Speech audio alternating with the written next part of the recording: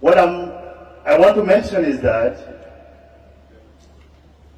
so many people have been skeptical, thinking that I have been victimized by the enemies of reform.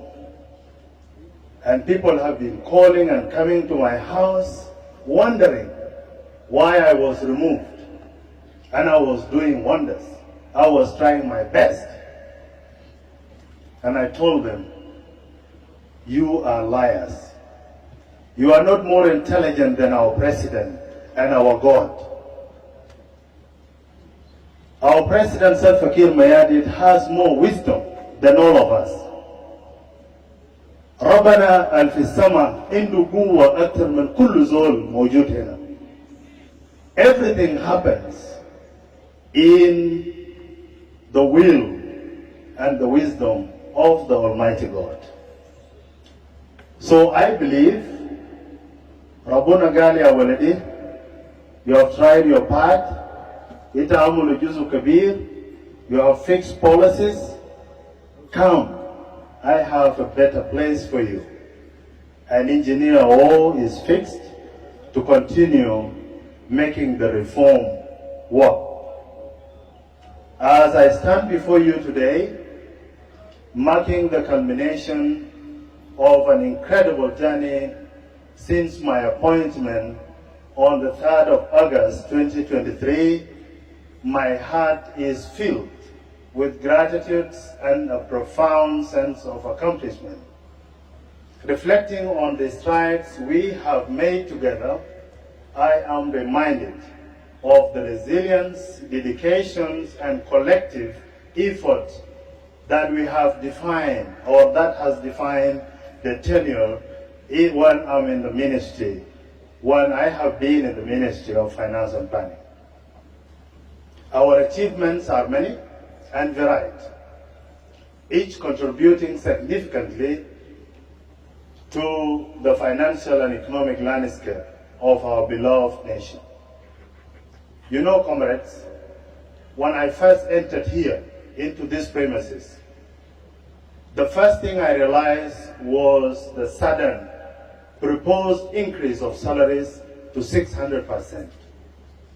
I fought hard to explain to the SPLM caucus, to the parliament, that it is not viable, that there are certain things that we need to work on before we increase the salaries in this particular time.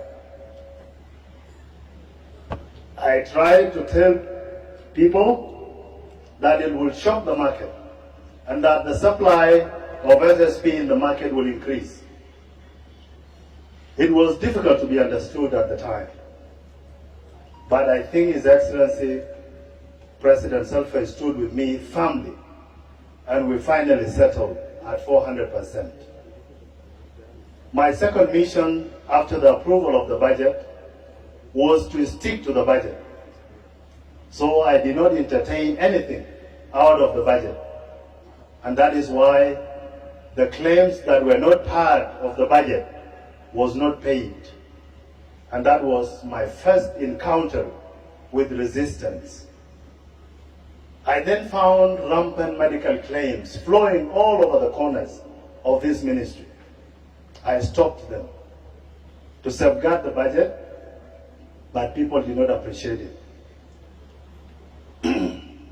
My team and I then embarked on the reform agenda, starting with broad restructuring of the ministry. Until our intervention by then, this institution lacked cohesive organizational structure.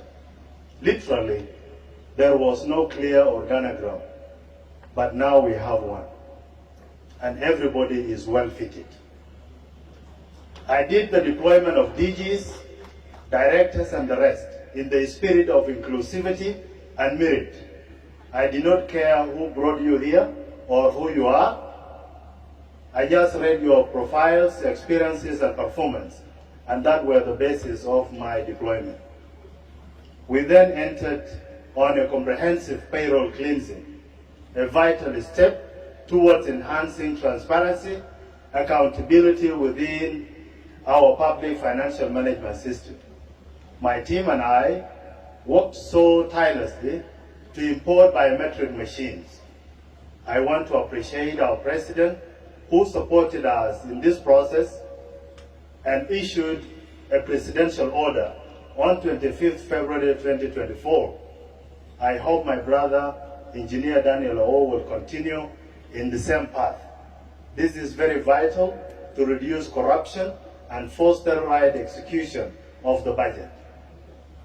During my tenure also, I issued a number of ministerial orders to enforce efficiency and effectiveness in non-oil revenues collection. To streamline non-oil revenues, we went to the border and found over 20 offices collecting without proper accountability. You know, I closed them down and I created one-stop shop, single form for collection for only 5 institutions that are allowed by the Financial Act. And that was another attempt to make reform work. I then sat down with my team and agreed to cancel and suspend all non-statutory exemption because we were losing millions of dollars, and that was another encounter with resistance. We then introduced electronic cargo tracking notes with my brother Africano and my brother Albino Duck to reduce under-declaration, underestimation, and track all our cargoes leading to Juba.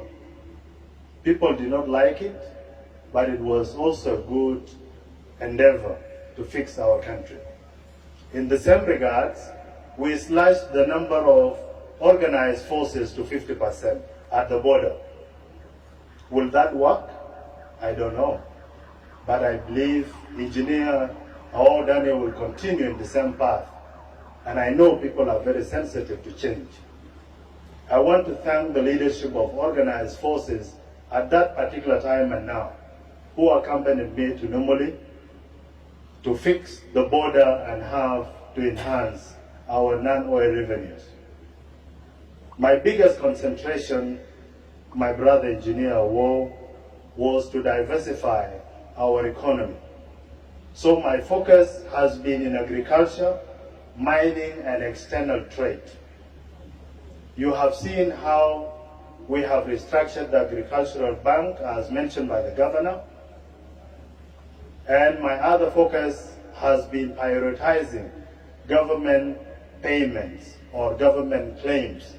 And that is why we managed to pay for embassies, we managed to pay our basketball teams, and our subscription to the UN, to the AU, to African Union, to IGAD, and all the other bodies.